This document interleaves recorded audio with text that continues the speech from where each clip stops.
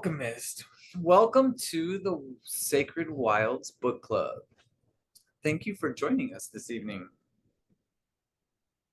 We are wrapping up The Alchemist. I believe we actually finished last week, so today is just going to be the epilogue, some notes from the author, and then per Jen's wishes, a great conversation.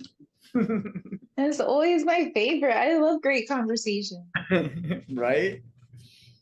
I signed in a little early, so there's going to be a whole bunch of mantras, like 5 minutes of mantras in the beginning when you go to I love it. Maybe I can see if I can edit in between. overlay. Right. Well, if I can just cut out the middle part where we're talking about checks and stuff. Oh, right.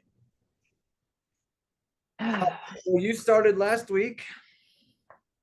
So, epilogue, page 169. The boy reached the small, abandoned church just as night was falling. The sycamore was still there in the scarcity, and the stars could still be seen through the half-destroyed roof. He remembered the time he had been there with his sheep. It had been a peaceful night, except for the dream. Now he was here not with his flock, but with his shovel. He sat looking at the sky for a long time. Then he took from his knapsack a bottle of wine and drank some. He remembered the night in the desert when he had sat with the alchemist as they looked at the stars and drank wine together. He thought of many roads he had traveled and of the strange way God had chosen to show him his treasure. If he hadn't believed in the significance of reoccurring dreams, he would not have met the gypsy woman, the king, the thief, or, well, it's a long list. But the path was written in the omens, and there was no way I could go wrong, he said to himself. He fell asleep, and he woke up, and he awoke. And when he awoke, the sun was already high. He began to dig at the base of the sycamore. You old sorcerer, the boy shouted up to the sky. You knew the whole story. You even left a bit of gold at the monastery so I could get back to this church. The monk laughed when he saw me come back in tatters. Couldn't you have saved me from that? No, he heard a voice in the wind say. If I had told you, you wouldn't have seen the pyramids. They're beautiful, aren't they? The boy smiled and continued digging. A half an hour later, his shovel hit something solid. An hour later, he had before him a chest of Spanish gold coins. There were also precious stones, gold masks adorned with red and white feathers, and stone statues embedded with jewels. The spoils of the conquest that the country had long ago forgotten, and that some conquistador had failed to tell his children about. The boy took out Urim and Thummim from his bag. He had used these two stones only once, one morning when he was at a marketplace. His life and his path had always proved him with enough omens. He placed Urim and Thummim. How do you say that? I say Urim and Thummim.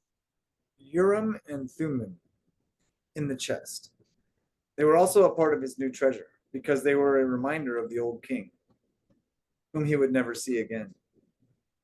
It's true. Life really is generous to those who pursue their personal legend, the boy thought. Then he remembered that he had to get to Tarifa so he could give 1/10 of his treasure to the gypsy woman, as he had promised. Those gypsies are really smart, he thought. Maybe it was because they moved around so much. The wind began to blow again. It was the Levanter, the wind that came from Africa. It didn't bring with it the smell of the desert, nor the threat of Moorish invasion. Instead, it brought the scent of perfume he knew very well, and the touch of a kiss. a kiss that came from far away, slowly, slowly, until it rested on his lips. The boy smiled.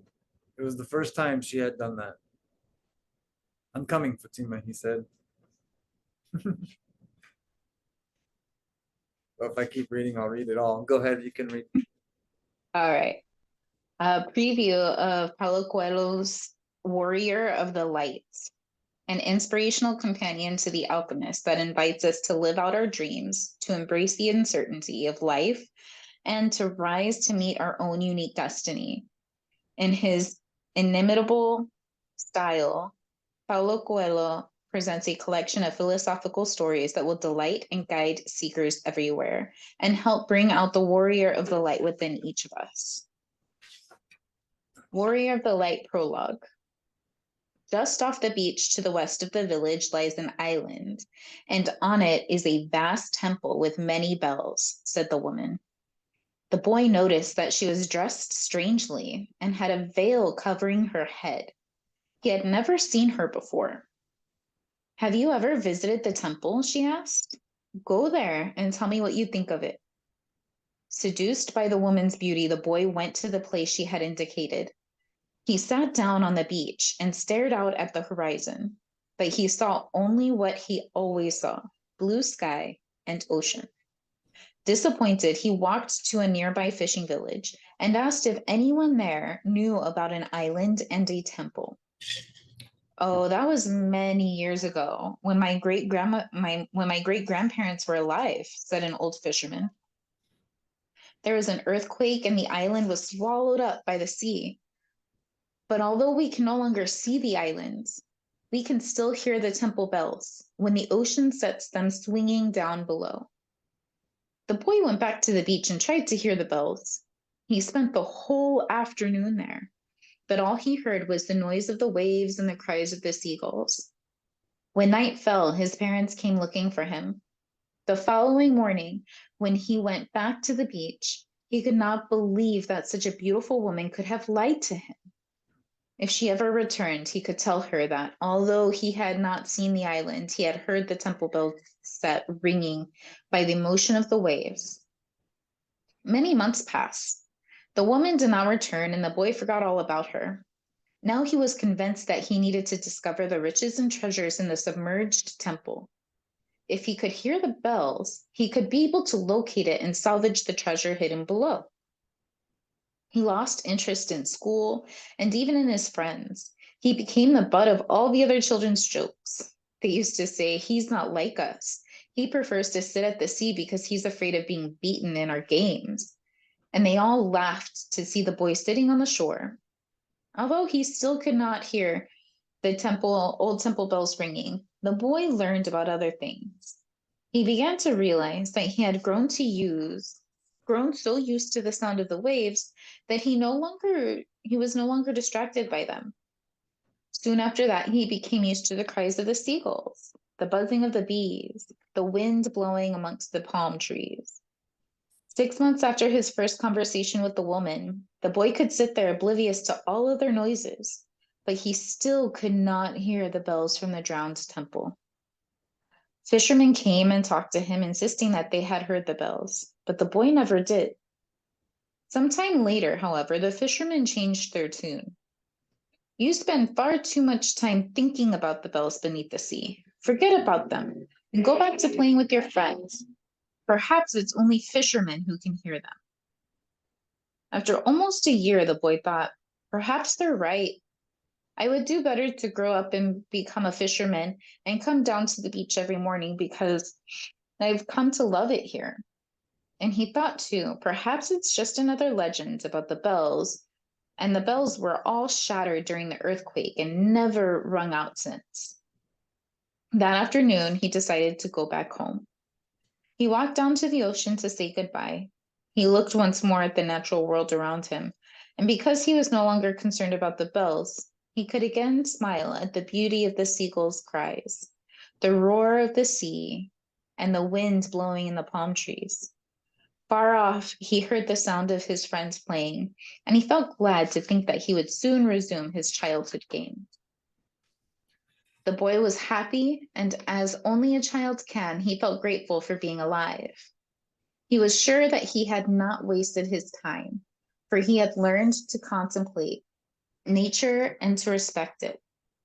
Then, because he was listening to the sea, the seagulls, the wind in the palm trees, and the voices of his friends playing, he also heard the first bell, and then another, and another, until to his great joy, all the bells in the drowned temple were ringing. Years later, when he was a grown man, he returned to the village and to the beach of his childhood. He no longer dreamed of finding treasure at the bottom of the sea. Perhaps that had all been a product of his imagination, and he had never really heard the submerged bells ring out on one lost childhood afternoon. Even so, he decided to walk for a while along the beach, to listen to the noise of the wind and to the cries of the seagulls. Imagine his surprise when, there on the beach, he saw the woman who had first spoken to him about the island and its temple. "What are you doing here?" he asked. "I was waiting for you," she replied. He noticed that despite the passing years, the woman looked exactly the same. The veil hiding her hair had not faded with time. She handed him a blue notebook full of blank pages. "Write, a warrior of the light values a child's eyes because they are able to look at the world without bitterness. When he wants to find out if the person beside him is worthy of his trust, he tries to see him as a child would." "What is a warrior of the light?" "You already know that," she replied with a smile. "He is someone capable of understanding the miracle of life, of fighting to the last for something he believes in, and of hearing the bells that the waves set ringing on the seabed." He had never thought of himself as a warrior of the light. The woman seemed to read his thoughts. Everyone is capable of these things. And though no one thinks of himself as a warrior of the light, we all are. He looked at the blank pages in the notebook. The woman smiled again. "Write about the warrior," she said.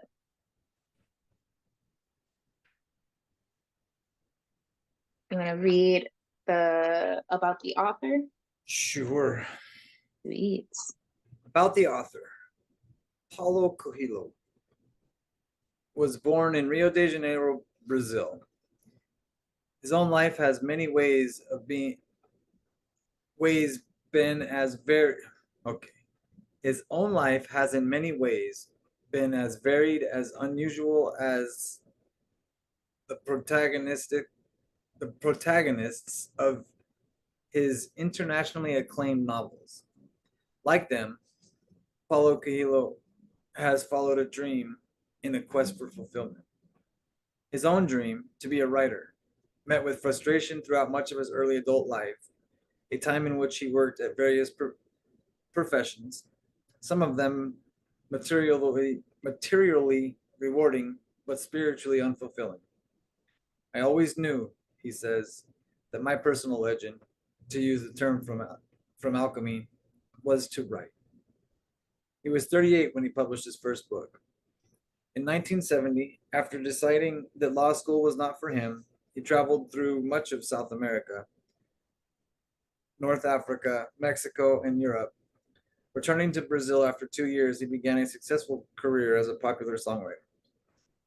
In 1974, he was imprisoned for a short time by the military dictatorship then ruling in Brazil.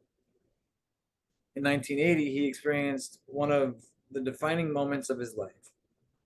He walked the 500 plus mile road of Santiago de Compostela, Compostela? Compostela in northwestern Spain.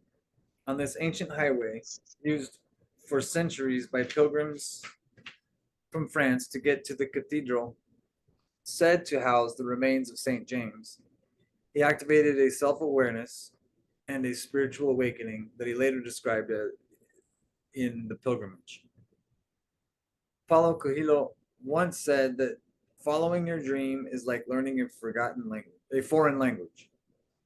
You will make mistakes, but you will get there in the end. In 1988, he published The Alchemist, a novel that explores this theme.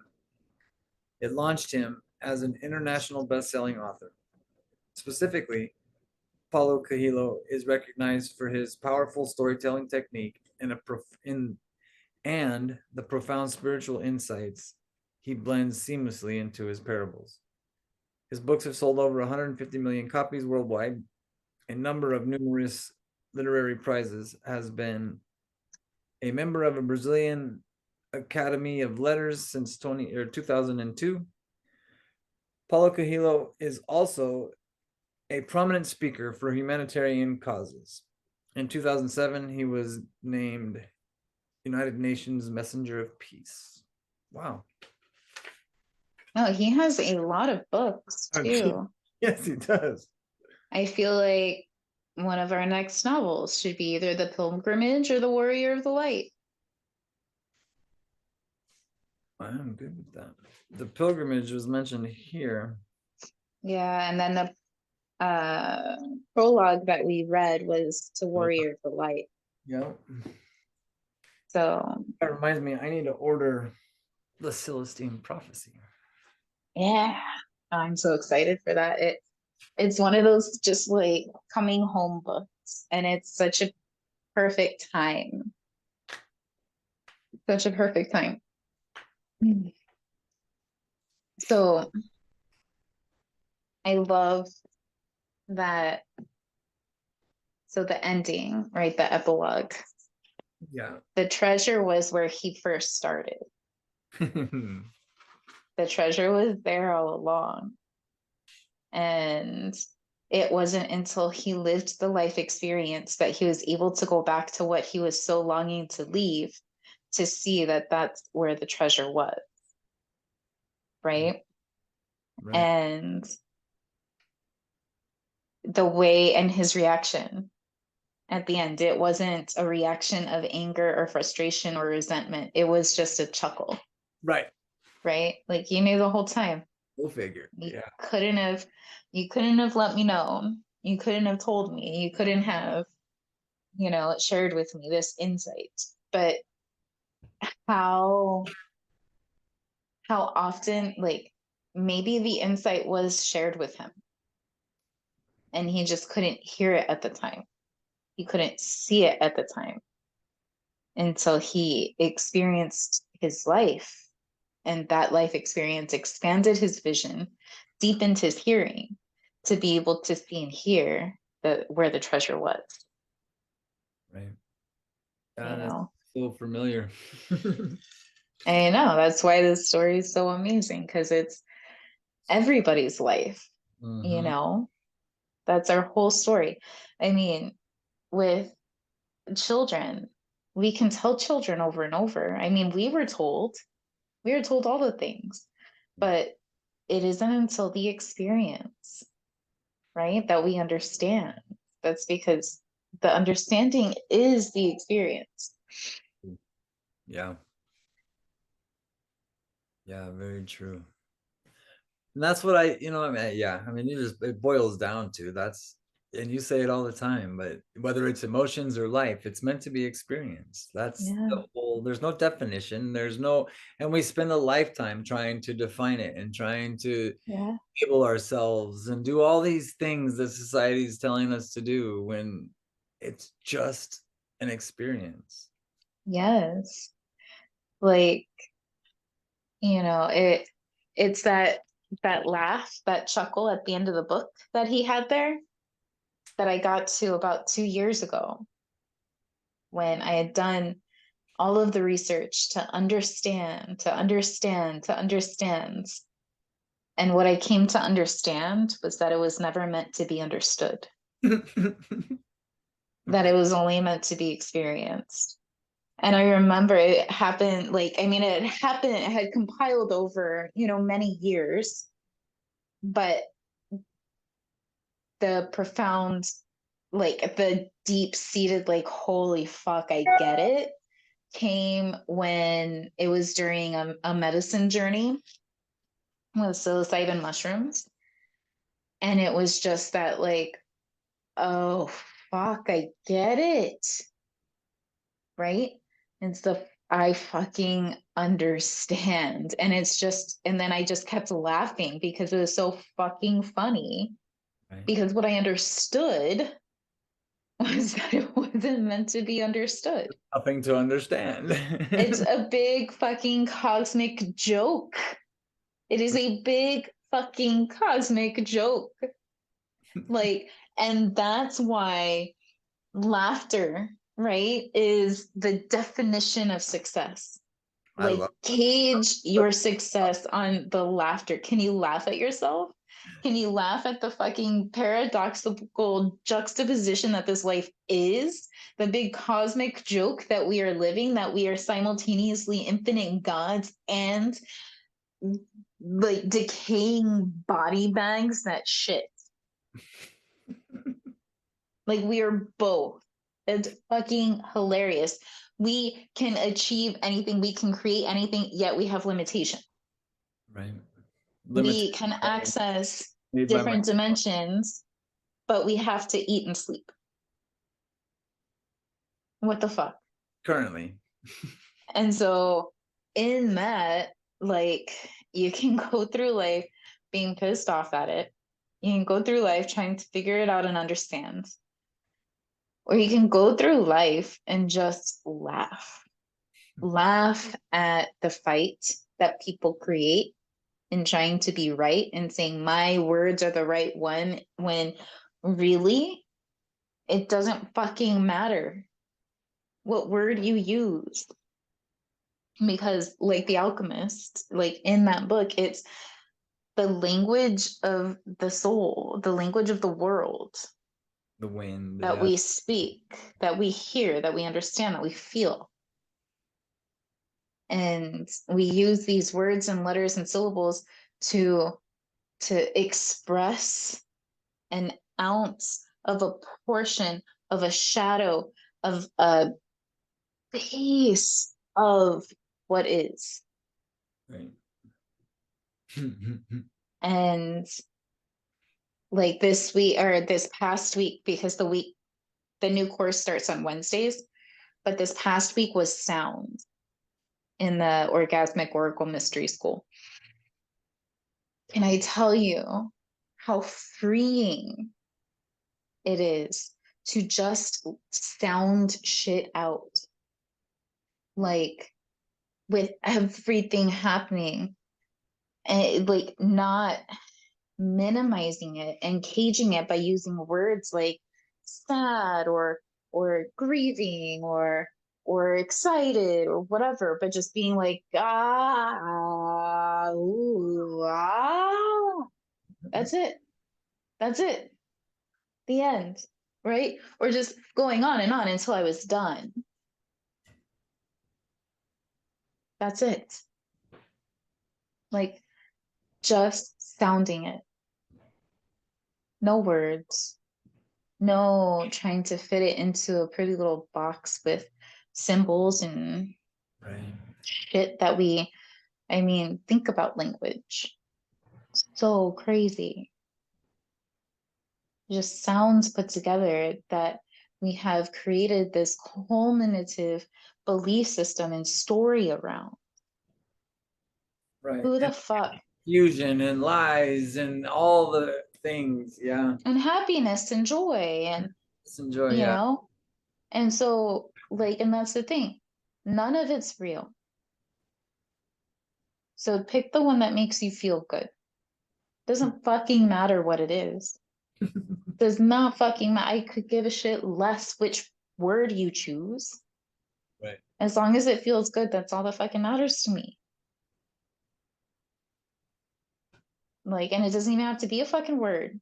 Just make some noises out of your face hole. Right. The end. Well, it's just like with the Kundalini, and I mean, like all Mm-hmm. the mantras, they're not Yeah, words, they're not defined, they're action. They hit spots in your mouth that activate different right. centers It that feel good. that feel good. Well, that do whatever. I mean, yeah, they feel good. Don't get me wrong. I enjoy doing mantras and singing and all that stuff, Mm-hmm. but it actually scientifically does stuff, and that's what they had figured out. And I think It that scientifically feels fucking good. right, does. It's so funny because I've been listening to the recordings to the podcast and or whatever to the book club and anything that we've done. I've always had a very negative connotation to my voice when I'm listening to it, to my chuckle when it comes out, and to all these like I really pick myself apart, and I'm like, oh, I will fix that. I'm not going to do that anymore, and I'm not. But it's always the things. It's like that giggle. I have this giggle that has gotten me in trouble in relationships. It's gotten me kicked out of. It's gotten me fired from jobs. It's gotten me because I just giggle. I just laugh. I come up against something that I can't handle or I can't understand, right? And I just giggle at it. I just if you say something to me serious as all get out, and I don't mean to be offensive, but I just chuckle. It comes out of my mouth. And now with listening to this story and listening to this sharing, and a lot of what he's shared in the Alchemist, like and especially that podcast we listened to about laughing and judging the day or success by laughter. Right. I don't think so no so negatively about it anymore. Yeah, I don't like the way it looks and the way it sounds on these fucking recordings, and you know what I mean. But it's Dude, yeah. success. Like that's what I've gained from life, from this experience, is to laugh, whether it's happy laughing or confused laughing or I don't understand giggles or like I feel bad for a significant other. Like it's always because you can't judge, you can't read my giggles. There's no reading my giggles because they So come questions were made for. right. Yeah, Communication. exactly. And that's the thing. So you say you don't mean to be offensive. So no, your intention is your responsibility. My interpretation is my responsibility. So if I'm offended, that is my responsibility to get curious and understand and piece apart and try to figure it out and to name and to sound and to ask questions if I'm offended by something that you do, Right. or to make choices that are either me asking questions to determine like what you were meaning, and it could be something that's ignited in me, right? Or to choose to not spend time with you, or whatever the fuck I need to do. But my being offended, that is my responsibility. You being offensive is your responsibility. Right. And so that's your intention. Your intention is your responsibility. And as a communicator, as a conscious communicator, it is our responsibility to hold ourselves accountable for effectively and clearly and transparently communicating our intention. And if it's not being received in the way we're intending, then we get to ask questions. But that's the communicator that decides their responsibility level, their accountability level, how far and how deep they're wanting to dive in to bring clear this conversation, right? To bring clear the intention. However, not everybody wants to hear what we have to say. Not everybody is in a space to have the neuroplasticity or to have the flexibility in how they perceive. And so at that point, beautiful representation was a couple of days ago, we were going to the Rockport Beach and I wanted to get my mom an annual pass. It was $40, not a big deal, right? And the guy that was sitting at the thing, he was like, well, it's already going to be October. I'm like, yeah, I know. She's going to come here more than 4 times because one day was $10. Right? He's like, I get it. Does she live here? I was like, yeah, she just moved this weekend. So she's not a resident yet? It was like, no, not until. And he kept going around, bringing this conversation around to not wanting to sell me an annual pass. But I was like, I want my mom. Neither one of us wanted to hear each other. He Right. didn't want to hear that I just wanted to, I didn't care if it was half price for residents is $40. I wanted to give my mom an annual pass. And fucking he didn't want to hear that I wanted to get her a pass. But my mom's sitting on the outside of the conversation saying, it's okay, a day pass is fine. And I was like, she was like, you weren't gonna win that one. I was like, fuck that, he wasn't gonna win that one. But what is there to win? What is there to win? My mom won that one for all three of us, Right. you know? And so, like, that's that piece, right? Can we take our fucking ego out of it? Can we allow ourselves to sit in sometimes the discomfort of hearing from somebody else's perspective, Right.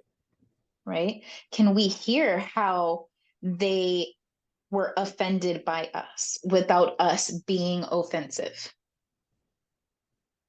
Right? Like that's the juiciness. Mhm. That's where we get to step outside of ourselves. That's where expansion lives, and that's where compassion lives. Being able to witness you without me layering my stories onto you. Me being able to hear what you are saying, not hear what I want to interpret. Or what I'm gonna say next, or Think about what I'm going to say next, right. you know? And so it all comes back to presence, you know? Can I do what I need to do for myself to allow me to be present throughout the day? Today was a good example. You made it to the book club. I did. I did. Uh, but I haven't been giving myself what I need. This past week, I have not given myself, even today. I ate like shit again.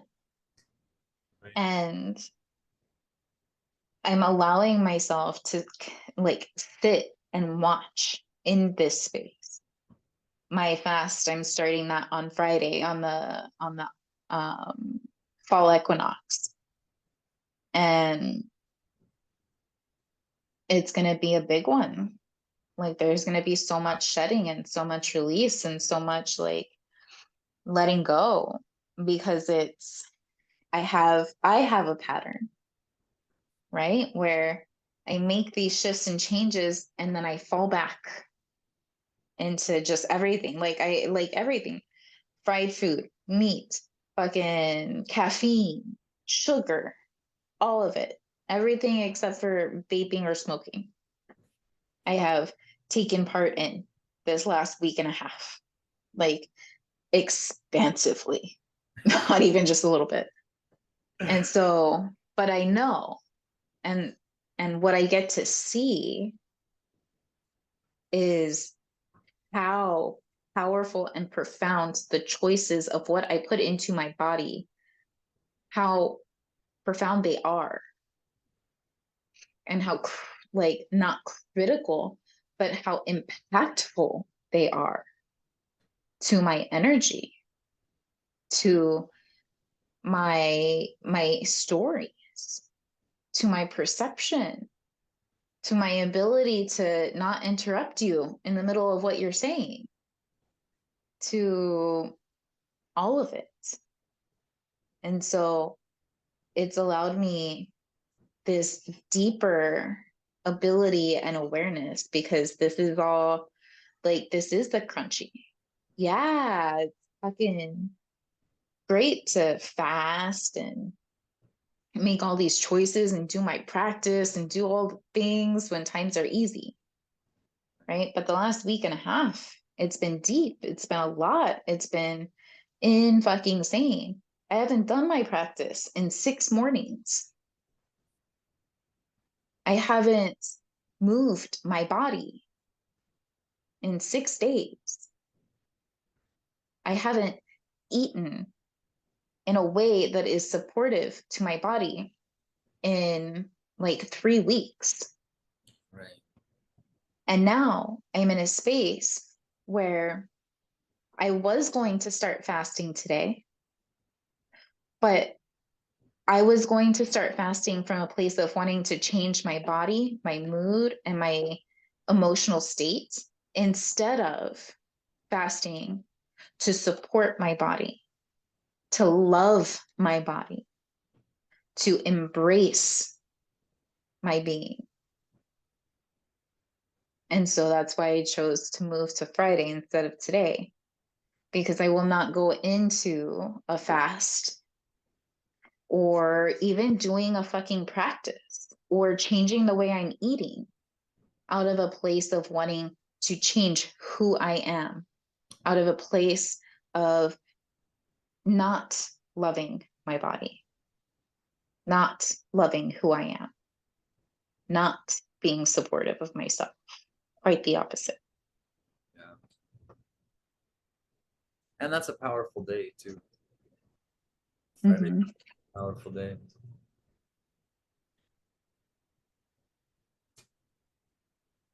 Yep. That's a big decision. Hmm? I love it. That was such a huge choice and decision you made to invite the process properly, to Mm-hmm. because I've heard you create these standards, and those, although your practice may have shifted and your diet may have shifted, your standards are firm, and so it's really beautiful to watch and see the integrity, the desire is there. You're aware. Those are stories. You're eating Mm-hmm. what's in front of you. That's We had that conversation. I was on the mountain the other day. You know what I mean? Like, Yeah. it's just stories. This shit's bad for us. This is what. Yeah. But when you're fully aware that X, Y, and Z supports your body, and the way you're eating now is not, then Mm-hmm. there's some integrity in that, and a good, it's a good jumping point to make that process.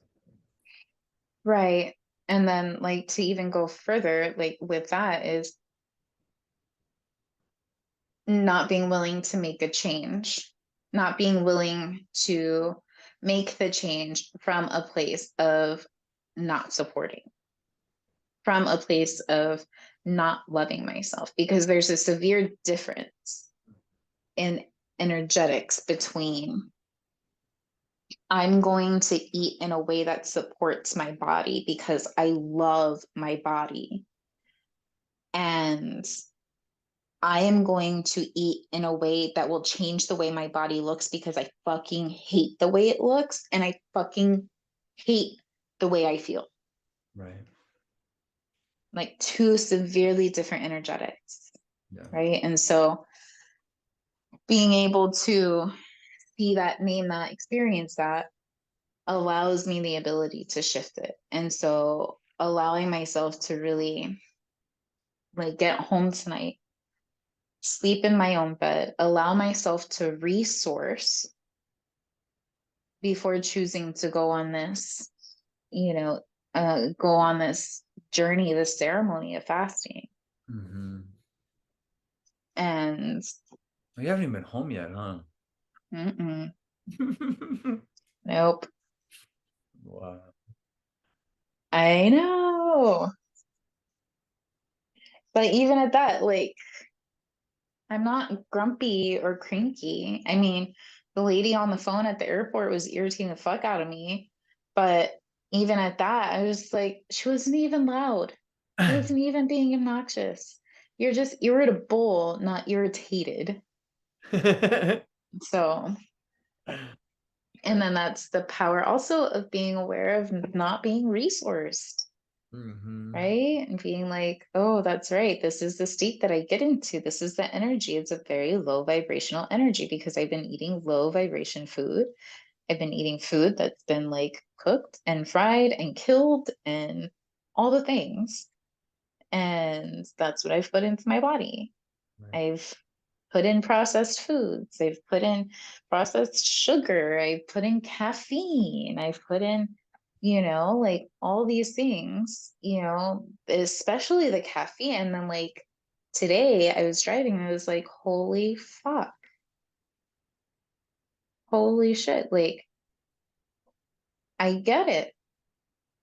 I get why why whomever is responsible for choosing what, like, choosing in which way to brainwash people is doing this.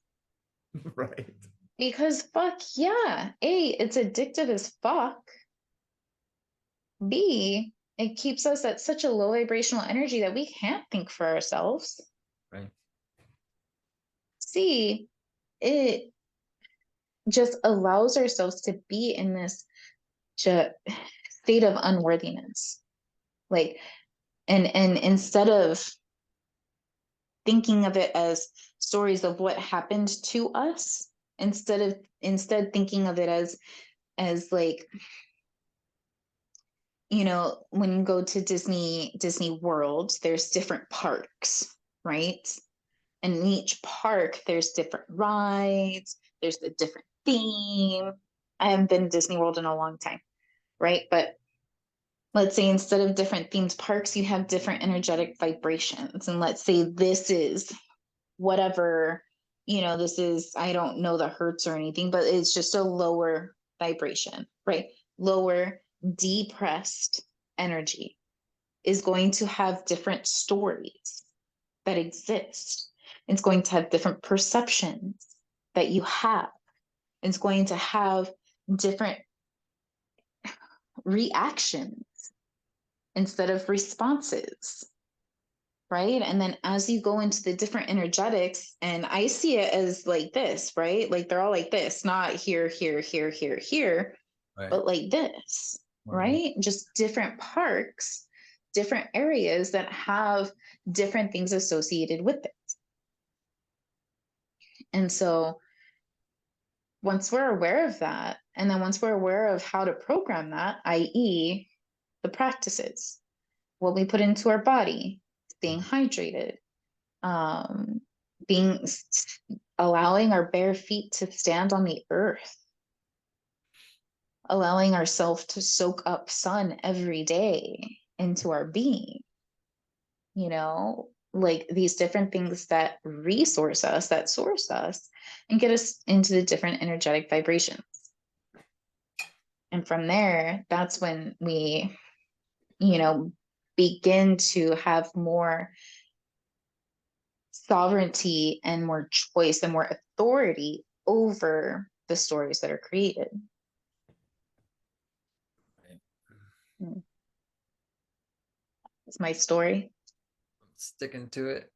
I was Yeah. actually looking at that. You just mentioned the feet in the earth. I've been looking at. I think I'm gonna get a pair of those earth sandals. What are they called? Earth No runners. idea.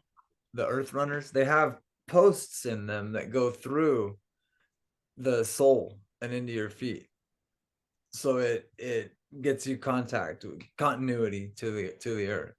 I just can't Nice. work. That's all. Right. I gotta be careful with where they're on.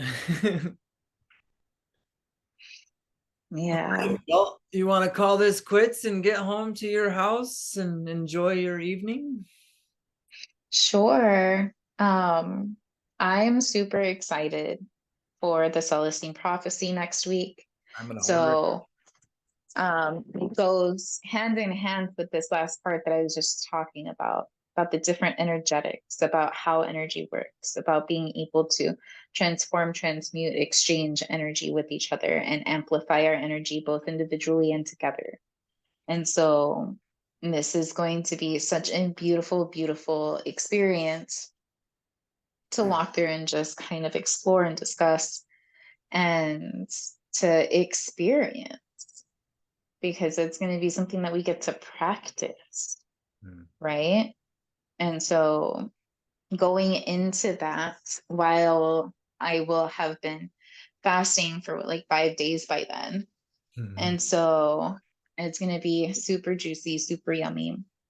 Um, Not to mention, I'm just excited to see like what's going to come to me because I have received over the last, really today actually is where it really deepened. It started yesterday of the transformation of the Sacred Wild community into a mystery school and how that's going to play out. And it's going to have a circular type, um, a circular type course material to where there's going to be a new course every week.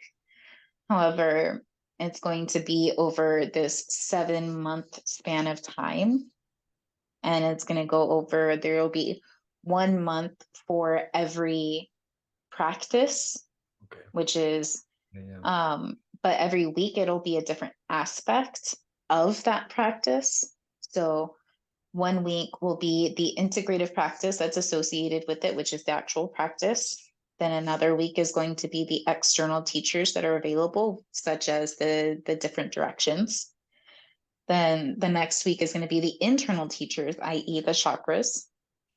And then I think I was debating on whether the 4th week was going to be contemplation, expression, or like kind of a share, or devotion. But I feel devotion or prayer is what the 4th week is going to be. And so it's just going to go deep into each of the practices, and it's just going to continue over and over. So after we finish the first 7-month course, it'll start over again. Gotcha. And we'll be able to add different resources, whether it's books or whether it's prayers or whether it's meditations or whether it's, podcasts or whatever the case may be, as the courses continue and grow. Nice. So that'll be fun. Deep dive into the work, into the practice. Yes. Yes. Super excited about that. So nice. Yeah. I love these downloads. I get so much. I know, it's crazy. That's another thing that, has kind of been dispelled for me, thinking that, being afraid that if I don't eat exactly perfect and I don't do my practice every day, that I'm not going to be getting these downloads and I'm not going to be connected to source. I'm not going to be, now I get to be fucking human and a god. Yeah. All of it. I mean, that's what we are. It's obvious. Yeah, I get to be what we are. Weird. I love you. I love you too. Awesome. Right. Hello, all right. Thank you for a phenomenal conversation. Thank you for holding space as always for me to just kind of babble and ramble. And thank you for taking part in the babbling and rambling with me and exploring. We finished our first book in the book club. That's exciting. We actually committed to doing this and pulled it off. Right? And now it's just going to expand from here. I'm super excited. I see the expansion of the Sacred Wilds coming really soon. I mean, it's already here, and it's going to continue. Yes, it is. Well, thank you for joining us today. Mm-hmm. And we will start the Celestine Prophecy next Wednesday at 6:30. Please join us. Yay, it's going to be so much fun. Bye. Bye.